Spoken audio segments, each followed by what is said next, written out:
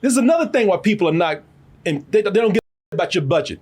Because you're going to talk about how you spent $300 million on a movie, and then you're going to charge us $20 to go see it. And then we get into The Flash, and it looks like shit. It's awful. And it's like, where did the money go? Yeah. You know, if you're going to make shitty CGI, I can just stay home. Or as people say, I can wait. Yeah.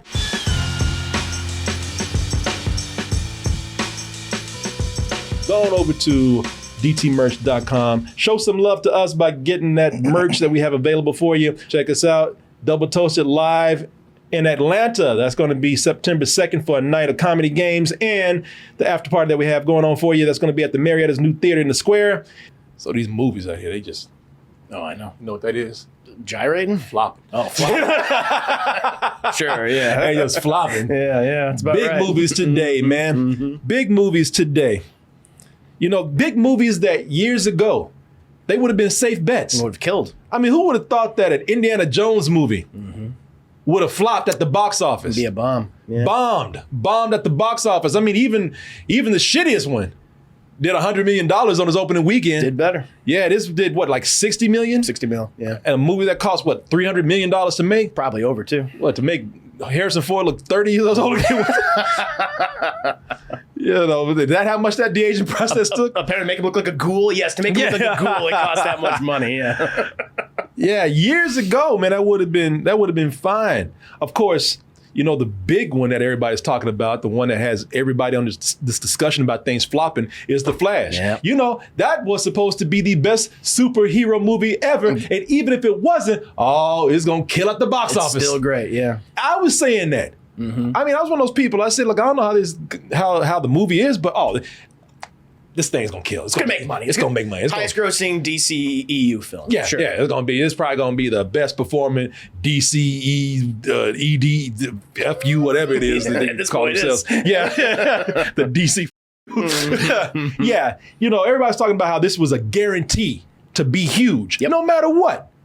This is probably the most high profile bomb of the summer right here. And it's probably going to be one of the biggest box office bombs of all time. Yeah. Yep. No one's really shocked by this, but this is the summer where Pixar had its first big bomb. Yeah. And this isn't even doing terribly because it didn't cost $200 or $300 million like all these other movies. That's good. But still, though, very much a disappointment. Yeah, of course. And who would have thought that we see the day where a Transformers movie did not do well? I mean, this just came and went. Yep, pretty much. Had it was the number one for that weekend. After that, everyone forgot. Yep. And just because you're number one doesn't mean anything. No, it doesn't. No. Just because you're number one, hey, you still got a budget that you got to fulfill, that you got to meet back. So if you cost $300 million and you're opening up with a measly $60 million, no, sorry. And the way things are going today, you're not going to make it. Chances are you're not going to make it. Even back your production budget. Yeah. So what is going on? Is it blockbuster fatigue? Maybe. But, you know, I'm going to tell you this. We're going to get into a deep dive of why these movies are bombing right now. And some of these things you already know. Sure. And some of these things we'll say, and you'll have something to add to it, I'm sure. So we're looking forward to see what the chat has to say about this, what the community has to say. But I will tell you this before we get really into it. Just coming from somebody who is a little older and has, you know, lived through many summers of blockbusters. In fact, I am a child of the blockbuster. I was a small boy, 5 or 6 years old when Spielberg pretty much changed the landscape of the blockbuster in summer. Right.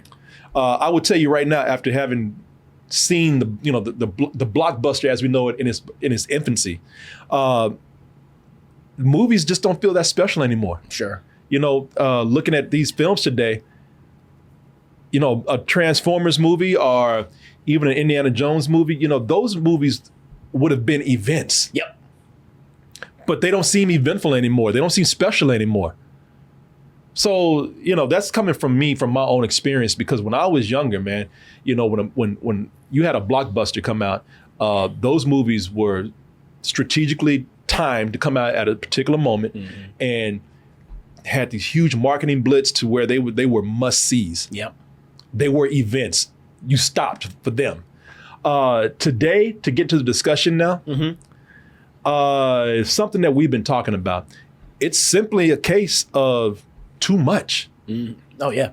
It's too many $100 million. That's being, low It's low for a lot of these movies. Yeah, that's lowballing it. But there's too many $100 million plus movies, and if we really want to get into it, we're talking about 200 million plus. Yeah, it almost feels like 250. Like that seems to be like the common number, 250 million. That is true. That's the number that they're always reporting. Yeah. $250 million, man, or plus. It's just so many bloated budget movies that are coming out right now. And this is what I did. So, as I said, somebody who's lived through, a lot of blockbuster summers, man, with movies, and somebody that loves movies because summers really defined my love of film. Sure, of course. I went back and looked at one of the biggest summers that had a huge impact on my life. And I took this back to, first of all, before I take it back, let's just look at June of 2023. You mean where the we are right bloodbath? now. Yeah. Which a lot of us predicted it would be. It would be a bloodbath. Yeah. If you look at June of 2023, we had so many movies, across the universe. Spider-Man across the universe, Transformers: Rise of the Beast, The Flash, as we talked about, Elemental, Indiana Jones, and if you want to know how these came out, so look at the dates here. Across the Spider-Verse came out June 2nd. Yeah. Transformers: Rise of the Beast came out June 9th.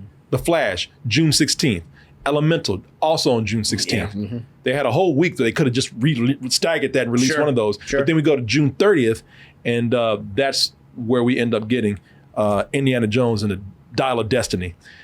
So these pretty much came out back to back to back. On top of each other. On top of each other.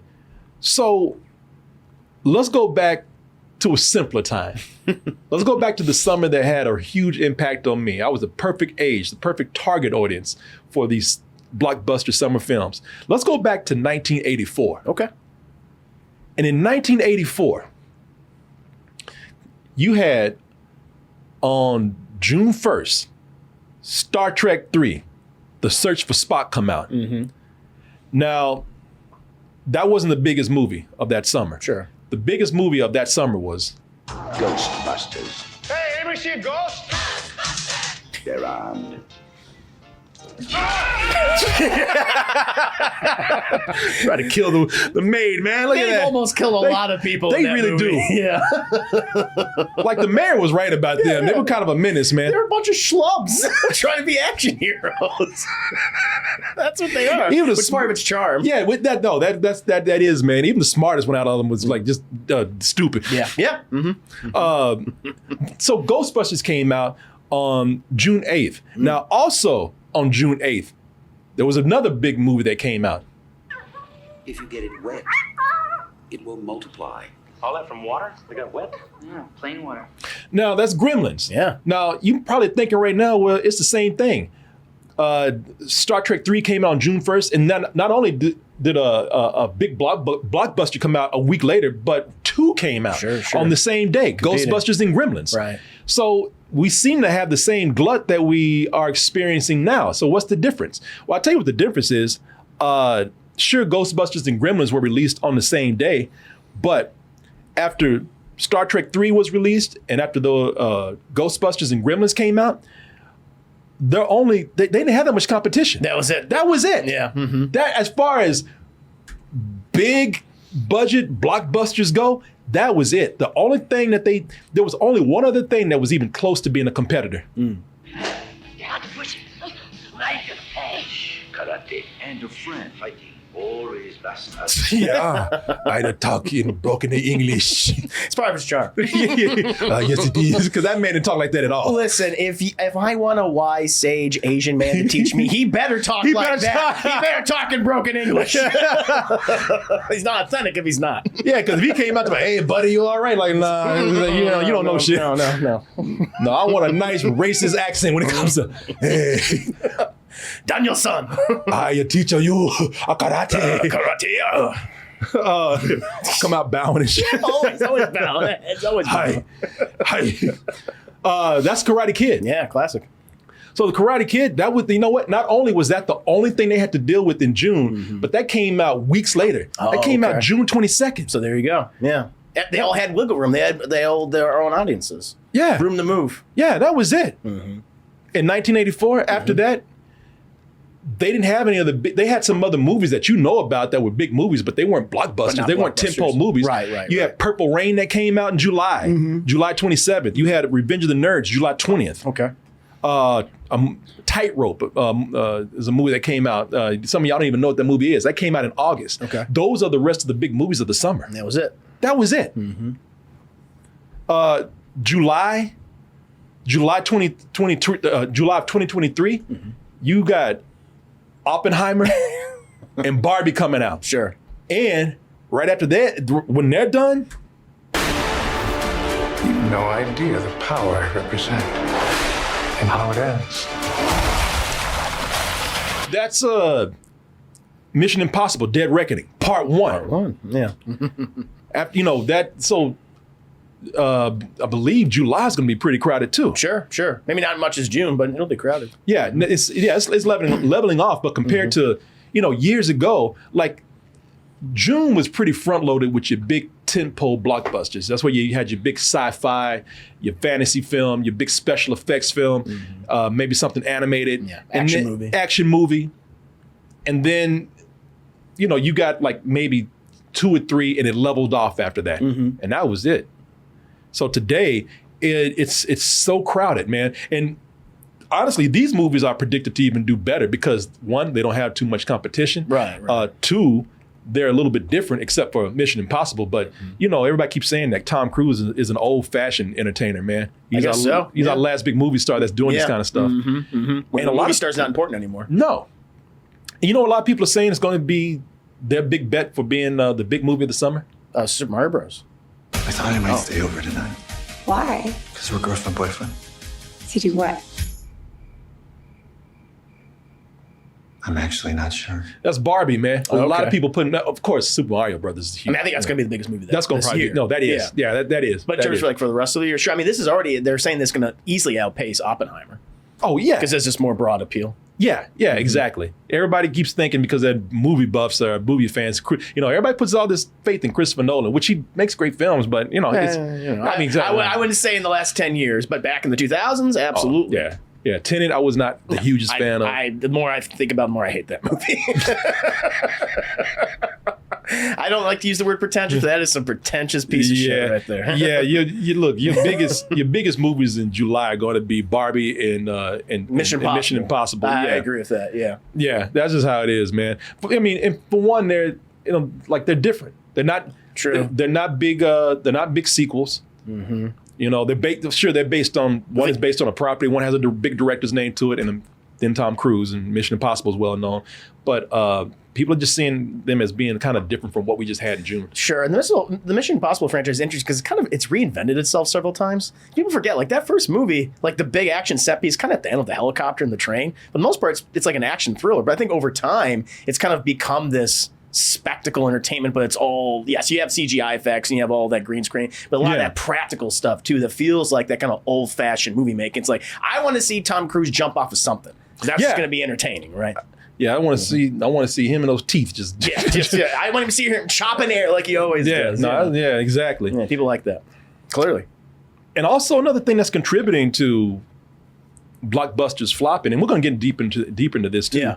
But another thing that's I think is not helping is a lot of people are getting the blockbuster experience on streaming. Yeah. We're looking at Extraction 2 right here.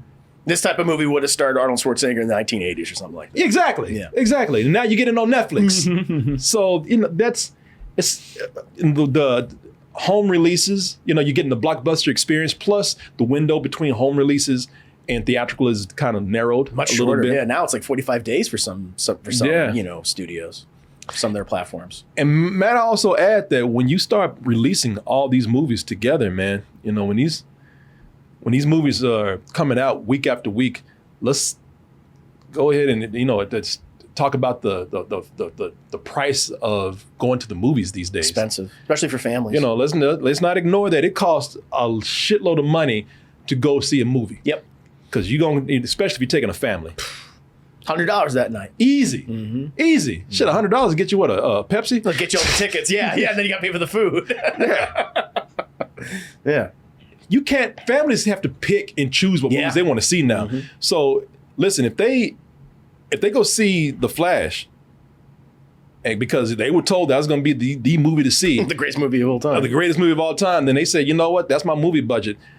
Indiana Jones is probably going to be out. Yep. They're going to wait for Disney Plus. So it's going to the movies is it's an investment in money and time. And a lot of time. And all these big blockbusters, for a reason, they have to be 2.5 hours now. A lot of them. Yeah. Most of them. Yeah. Well, they better be. You paid a fortune to go in there and get your money's worth. So, yeah. I laid out some things on why I see these movies flopping, and I gave you an example of how movie releases happened years ago, decades ago, as compared to how they are now. To me, it's just a glut, and also competition with technology that's coming right now, and finances. But what do you think? God, there's so many things. One thing I've definitely noticed, I feel like a lot of these movies are the victims of overproduction, where they're throwing hundreds upon hundreds of millions of dollars like at these budgets, and it's like that's not like making the movies actually better. You're just putting more green screen, more CGI, and then the story, the characters, they always feel secondary. I feel like a lot of people have felt that way, and we've had a lot of these films that have kind of felt that way for a while. The past, people would say, since like 2020, or 2021, and I think people just kind of gotten sick of that, and where it's like maybe that's why. And again, the word of mouth on all these movies it's not there. It's not good. I was like, if that's the case, I'm not going to go. I feel like that's playing into it. I'm going to save my money for something else. Man, I've heard that so many times. I've heard this phrase so many times. I'll wait for streaming. Yeah. Yeah, that's the people are used to waiting now. Once they spend that money on that one film, and especially it felt like, well, shit, that wasn't even really worth it. That wasn't. I didn't get my money's worth out of that. I'm waiting. Yeah, man. It's a lot to ask of people to keep seeing these movies, and I don't get it, man. What is going on with budgets? With the budgets. The budgets are insane right now. It's almost like there's like an apparatus. Like, listen, this is what we're going to do for this particular blockbuster. It's going to have a $250 million budget, no matter what. And it's like that doesn't. But why? What's the reason for? Why you ain't impressing anybody anymore. You remember back in the day when you told people you had a $200 million budget. Yeah. People were like, ooh, shit, God. that's gonna be good. Yeah. Today it's like, why? People are saying where's it going? It's unnecessary. Yeah, people are saying that's too much. And I feel like because of that mentality, and like filmmakers have that, it's like for Indiana Jones, like especially for Indiana Jones in this case, what I just saw, which I personally thought was a thoroughly mediocre film, had maybe a couple of good moments of like Harrison Ford, but there's so much about the movie that did not work. And one of the things that didn't work about that movie, I would say, is just the aesthetic. Like, why does it have all this CGI stuff on top of it? That's not what Indiana Jones looks like. And I think people recognize that. They go like, well, it doesn't look like what I'm used to seeing. It's too much. It looks too fake. It looks too inauthentic. And, and it's the filmmakers, it's the studios, it's all this that they don't seem to realize that. Man, today $250 million. People know that shit it's too much. You're asking so much of us to spend our money to go see these movies, man. And now we're seeing the same shit over and over again. And people are just kind of like, you know what? All you're doing is just, it's showing now. People feel like all this money's wasted because all this CG in these movies. Yeah. I'll tell you where the money went. It's so easy to I'm not saying it's easy, but, a lot of effects kind of look the same these days because they are done by, all of it's CGI. Now, I remember back in the day where you want to show your money, you made rubber creatures and shit. Practical stuff. All practical stuff. You blew somebody up and it looked like a real person blew up. Squibs or something. Squibs and shit. You made a prosthetic head of somebody exploding and whatnot. Now, you want to impress somebody with the money. That's where it went. Yeah, of course. Today it's like, oh, what'd you spend your money on? More computers. Yep. All right, cool. More processing power. Yeah. So we can see CGI Indiana Jones jump a CGI train while his buddy screams at him with a CGI head. It's like, that's what it all is now. Yeah. And it's just like, this doesn't look like those films that people grew up on that they love. That were those great blockbusters. This is another thing why people are not, and they don't give a shit about your budget. Because you're going to talk about how you spend $300 million on a movie, and then you're going to charge us $20 to go see the shit, and then we get into The Flash, and it looks like shit. It's awful. And it's like, where did the money go? Yeah. But if you're gonna make shitty CGI, I can just stay home. Or as people say, I can wait. Yeah. maybe effects finished by the time it gets, it gets to streaming. Doubtful at this point. That and the Flash does have some of the worst CGI I've seen. Honestly, it was some of the worst CGI I've seen since something like Cats or Gods of Egypt. I was like, oh my God. You spend all this money. How is it that you spend all this money on these effects, and then when the movie's done, the effects artists come back and say, well, I didn't get paid. Yeah, I know. So where's the money going? Yeah, exactly. Where is this money going? No one sees your big budget as impressive anymore. A lot of people see it as being too opulent. Yeah. Bragging, trying to sell us on your budget. Don't sell us on budget. Sell us on the movie. Yeah. And by the way, when you sell us on a movie, don't sell us on one every week. Because that's going to get that's going to piss people off too. It starts making people tired. And while we're speaking of computers, I do believe that is another reason why we have an overabundance of blockbusters now.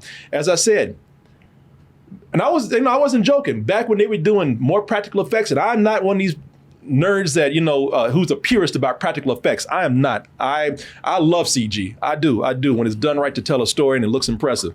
However, because I think we're in this digital age now, where we're not really using film that much anymore. Production is faster. Sure. Editing is faster. Yeah. Effects are faster sometimes. I think that it's just so streamlined that we produce movies faster and put them out faster now. The technology's made it easier to do things. Yes, we really, a lot of the movies that came out back in the day, the reason why we didn't have one every week is because they couldn't. I mean, they shot on film. It had to be processed. A lot of this stuff was still edited by hand. Practical effects took time. You could not just shoot a movie and put it out as quickly as you can today. Sure. And I think it's too, again, I use this term relatively. I think it's too easy to make a blockbuster today. No, very, very true. And put it out one after another. Then it's like they're all fighting each other. There's so much competition, and we only have so much time, viewing time for these types of movies. Yeah. Yeah, man. Agreed. I don't know though. I don't know how this is going to. I don't know how this is going to change. I mean, something has to change because this weekend when Indiana Jones came out, I mean, there are a lot of people were betting on nostalgia with this, and I think we all knew. Listen, even the people who love Indiana Jones, and I like the movie. I don't love it. I think it's got some major problems in there. Yeah. Definitely a lackluster film to be Indiana Jones' last movie. The swan song. This is the best you can do. You that up, didn't you? Because you ain't going back to that. No. But I think even the people who love this movie the most, you had to know that it's so crowded right now, the playing field for blockbusters, that this was not going to make $100 million on the opening weekend. No. It just wasn't. There's a couple other things like with Indiana Jones specifically, because they were very confident. They released this at Cannes like 6 weeks ago. It's like, oh, everyone's gonna love our movie, and it came out and it got all those really negative reviews, pretty mixed reviews, and you had 6 weeks of negative press about this film, and that I think just ate at people's expectations. Like, I guess I can wait then. Plus, you're coming off of a terrible legacy sequel of Kingdom of the Crystal Skull, which has been sitting with people for 15 years in the pop culture zeitgeist, and that's a big thing. And I also think like the marketing for the movie just hasn't been good. Yeah, and also, you know what? And got another hyper chat drop right here. This is from Space Cowboy. He says, "Put out a good movie and people will come." Top Gun proved that last year. It's and true. You know what? Fantastic word of mouth. Space Cowboy, you are 100% correct when you say that this movie was something that really earned people's money and time. Not bad, kid. And what I worry about most. I love you, Lance. People, there's a point where we've reached blockbuster fatigue to the point that people can actually look at something now and start to feel. Years ago where, people were watching movies and the movies were skating by barely with a story, but you were hoping to get us with all your flash and your money and, all your effects and whatnot and your big name stars. I don't think that matters anymore. With people getting so much choice today, you not only, and you're fighting shows also. No, true. Yeah. Big, well-produced, big budget shows. And, you're fighting those shows. You're going up against the movies that are coming out on streaming that rival blockbuster films. So a lot of people feel like I can get this shit anywhere. If you want me to go to the theater and watch your movie, you better be doing something kind of special. Yeah. And I think fatigue has kind of kicked in to where people are like, I just want something different. I'm not, some snob or pretentious person. I'm not even like these moviegoers that you know, there are movie buffs that are, you know, looking at story more than I do. You know, a lot of people are saying I'm your average moviegoer. I'm just going to get entertained and just leave the house for a little bit. But even now, if I have to leave the house, it better be worth leaving the house for, because I can see this shit at home. You know, Spider-Verse offered something different. Yeah.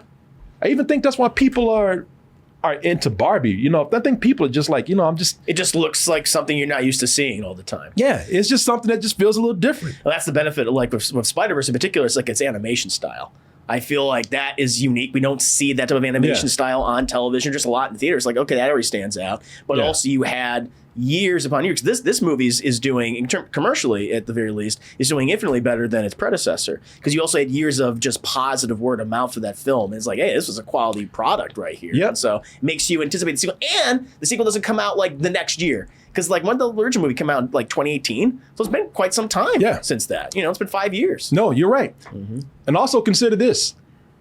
Look how word of mouth was for two movies that came out and how it affected the box office for them. Yeah. Spider-Verse had all these cameos here. And they used those cameos effectively, man. Intelligently. They used those cameos. They weren't just like, oh, look at this, recognize that. You know, they weren't doing it for, again, cheap, nostalgic applause. You know, they used it as part of their narrative. Yeah. And people, when they talked about this film, they were talking about how clever that was. Now think about how the word of mouth got on the Flash when people saw those shitty cameos that they had. Oh, horrifying. I hate to. I don't want to spoil anything for anyone, but they had a big Easter egg dump at the end of the movie, and it was all these cameos from different Supermans and Batmans, and they looked like shit. And what happened? People stopped talking about, oh shit, they had this person show up and this person show up. No, they said that, but they also said, yeah, and they looked like shit too. They look terrible, and there was no point to them being there. Like they have no impact on the plot. They just kind of stand there, dead-eyed. They do. Watching the Flash going like. The only one that looked normal was Nicolas Cage. Yeah, well, because he looks crazy anyway. Yeah, I suppose so. Now that you have spectacle everywhere and you're getting it all the time, it doesn't feel special anymore. That's right. Yeah, kind of reaping what they've sown. Yeah, and I'm not trying to pick on Marvel. I'm not trying to, I'm not trying to even blame Marvel for anything. But I can blame DC for a lot. I mean, the DCEU. I mean, for years delivering subpar blockbuster superhero fare, to the point where now people don't even want to go see those movies. No. The point where it's like every major release, with the exception of there's only like one DCEU film to make like $1 billion. That was Aquaman. Ever since that time, with the exception of the Joker and the Batman, all those films have lost money. Yep. Wonder Woman 1984 lost money. Birds of Prey lost money, and every big DC release since Black Adam has lost money. Yeah, and Marvel's putting out stuff every month almost. Yeah, it feels like that looks like this. When you listen, I'm gonna be that old man. When I was a kid, this would blow your mind. Sure, of course. This was the event I was talking about. Yeah. You stopped your life to go see something like this. It doesn't feel special anymore. Yeah. Well, my whole thing is now it's like, okay, you have all these major flops. Yeah. And because also you imagine, like, even for like DC, this is gonna be like one of the worst years, or Warner Brothers, one of the worst years for them of all time. Blue Beetle, Aquaman, and all these other big projects. Even I mean, Disney has had so many losses this year. Do you feel like that's going to lead to some major changes? Do you think we're going to go back to the mid-tier movie, which kind of disappeared for like a very long time? I mean, you have some studios that still kind of do that. But most don't. And I wonder if we're going to see a resurgence of those kind of films just because they earn a profit. Man, it looks like you're going to have to. You're going to have to like time it out to it because Bob Iger at Disney already said we got to pull back. I mean, think about it. I was just looking at June, really focusing on that because I want to compare it to June of 1984. Sure. But before June, we had some underperforming films. Oh, yeah. Fast X. Yeah. Shit, I went on my TV and it said it's already here. And that was like about 3 weeks after the movie was out. Yeah, it's about right. Yeah. So this movie did. I'm not saying it did terribly. It did okay, but not near what they wanted. No. It did bad enough to where Vin Diesel trying to blame Jason Momoa now for that shit. You know what I'm saying? Yeah. He stole my movie from me. He stole all the good moments. Yeah. He ain't family. It's his fault. And that thing has like a $300+ million budget. Yeah. Okay. Money go. You know where the money went? To be ridiculous. Yeah. Be dumb. To drive down a dam. To drive down a wall. Get out of here with that, man. Explosions chasing you. DJ Kent dropped $1 to say, I'll take 5 movies like Plane over one Flash. You know what? I talk bad about Plane. Yeah, because it looked ridiculous in the trailers. It did, man. But let me tell you something. I have a whole lot more respect for Plane now and what they did, because Plane, and DJ Kent is right, Plane delivered about the same amount of action and entertainment as some of these big-ass bloated blockbuster movies. I bet they kept that movie cheap, too. Yeah. I wonder how big the budget was. One-on-One Deadpool dropped $10 to say, these big CGI blockbusters are competing with video games, too. I didn't think about that. Yeah, that's another good point. I didn't even think about that, man. That's a great point. And they give you all the spectacle, and they give you hours upon hours of that kind of content. Yeah. And he says the God of War games are a better cinematic experience 100%. than most of these movies. Easily. And you know what? You paid $70 and, like you said, it'll last you for months. Yep. Instead of paying $70 for a damn bag of popcorn and just being in there for, what, 2 hours? Yeah, going out there with your family to see these films and leave disappointed. A mediocre experience. I mean, all the Uncharted games are easily better than any Indiana Jones movie that's come out for the last 20 years. So, yeah, they're all That's true. great. That is true. And it has spectacle, but it has a good story and characters Yeah. people love. You don't always have to be a $200 million plus. You don't even have to be a $100 million plus movie to be something that feels like a sci-fi Of course. or action Yeah, blockbuster. an epic, yeah.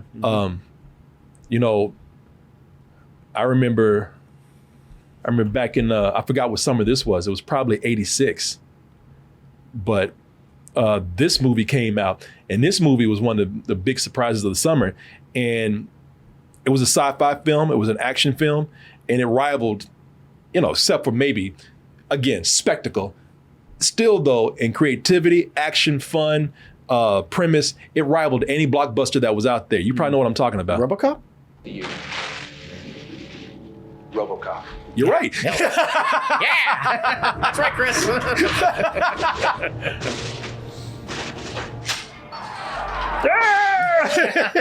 Chaos! Yeah. Fly, Bobby. That came out, and that was rated R also. Yeah, man. Don't you miss like that mid-tier rated R blockbuster film? Because we don't get those anymore. I do. That's RoboCop gone. was that. Then we had, and then you had things like Total Recall. Yeah, 1990. Yeah, Yeah. All those Schwarzenegger Terminator. movies. Terminator. 84. That was also in 84, wasn't it? I don't know if it was in the summer. Terminator, and then Terminator 2 was 91. Yeah, 91. Yeah. Yeah, man. I think that. I mean, I gave you my opinion. What I think. What do you think? Sure. I mean, it's disappointing because I think at the end of the day, people are just kind of sick of mediocrity, and there's just been mediocrity of so many of these blockbusters. I think for just a lot of people for so long that it leaves them feeling disenfranchised because they all look the same. They're all part of that 250 million, 300 plus million apparatus where this is what they all have to look at. You have to adhere to these filmmaking sensibilities, the aesthetic sensibilities. And I think people have just kind of gotten tired of that because of a variety of different reasons. But one of the big things is just the advent of technology. I can watch all this stuff at home. I have all these great, well-produced TV. I mean, we were still in a golden era of TV. Like really ever since The Sopranos to like now, it's still incredible. Some of these storylines, which would have been reserved for like films in like the 70s or in the 80s or even the 90s, but now that's changed. Yeah. Because now the only thing that studios want to do is something like super indie, super small, for their Oscar campaigns, or then these huge big blockbuster things. And people are like, no, I don't want to see those things anymore. Because it's the same thing over and over again. And of course, they have to do something. Because now we're at the point where Hollywood is paying attention because it's never been about quality that much. No, it's always about money. Yeah. So if you got June where it was one flop after another, something's wrong, and they're gonna start paying attention because Hollywood don't fuck with that money. That's the one thing that'll make them change at the end of the day. Yeah. Because the only winner this month is Spider-Man, Spider-Man Across the Spider-Verse. Everything else is just underperformed or flopped. That is true. No, that is true, man. Yeah, this came back to number one after a while. So their model back in the day was when school was out, that's why June was front loaded. Yeah. You might get something that leads in May that leads up to it. But June was the month where they really start to release their big movies like that they thought were surefire bets. And that's why you had Gremlins. Shut up there. That's why you had Gremlins coming out in that June, man. Kids were fresh out of school. That's why Ghostbusters came out that year, man. Kids were fresh out of school, And here's another thing.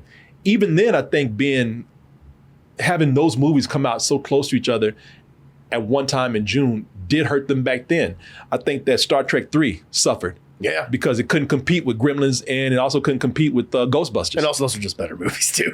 Yeah, and they were. Yeah, That's the other that movie thing. was boring. Yeah, yeah. And word got out. Now, if it wasn't competing, it might have done a little bit better.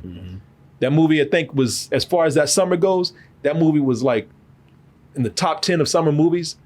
That was like 7 or 8, something like that. That movie's kind of even guilty of like things that typical modern day blockbusters do, where it's just like it's too long and you're retconning something that was kind of cool about the previous film. Like, you killed Spock! He's back in the sequel. Don't worry, everybody. He's alive. Immediately that fool came That's back. really stupid. It'll be one thing if these movies were amazing. That's amazing. the thing. But they're not. No, I've come out of every one of these movies giving them at least like a matinee or something, from our rating system. Yeah, or even Reynolds. For me. Yeah, but none of these have blown my mind. No. I've been like, they feel like everything else out there. The only thing that's kind of an outlier for me was Dungeons and Dragons. I thought that was a really good, entertaining blockbuster. It was great, but didn't do well for, I think, a variety of reasons. Some of which we even discussed, because it looked similar to things that we've seen before, just the CGI, but it served the story there. It was actually intelligently used, and also it's based on a property which is a niche. It's very much a niche. I love Dungeons and Dragons, but that's another thing that's really sad about having to compete with so much. Because it came out like right after Super Mario Bros. Or before. I'm trying to remember, because it was around the same time. Was it before? Maybe. Unleash the greatest evil the world has ever known. But we're gonna fix it. You know what? That's the sad thing about the situation we have right now, is that when you get an actual blockbuster that does feel kind of fresh and does feel very good, it is, but what most people consider, the exception from everything else that's out there. Everything working so well together, from the effects to the characters to the story. Sometimes these movies suffer. Yeah. Because one, again, people are going to look at it like, well, this could be just like everything else I've seen. Also, this movie needed time to breathe. Yes. You have to have this.